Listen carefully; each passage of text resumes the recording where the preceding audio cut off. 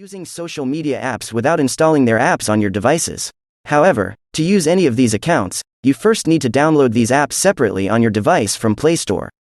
When you buy a new phone, your purchased apps are re-downloaded again. I mean, there's nothing new about the above written statement. I know, but here's the deal. Consider an app that lets you use 50 plus socializing apps without installing their apps on your devices. Wouldn't that be a sight? To socialize more on your device, all you need to do is download one app called Social Media Vault. Furthermore, using a browser also attracts people who work on a regular basis to gain access to your socializing activities.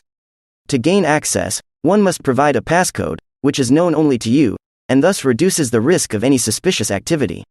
This application is designed to do much more. You have the ability to use the feature of panic switch in any case.